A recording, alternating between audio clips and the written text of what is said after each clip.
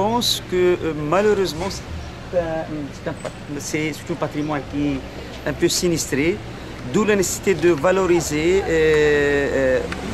essentiellement cet espace pour qu'il soit adéquat, pour qu'il soit fonctionnel, parce que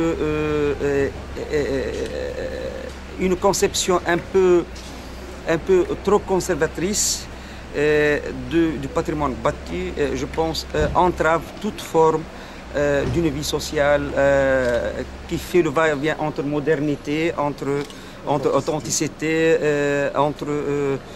entre mémoire, entre vécu. Et l'importance de ce colloque plutôt, c'est mettre l'accent sur la nécessité de revoir d'une manière profonde au corpus juridique et aussi, bien sûr, administratif.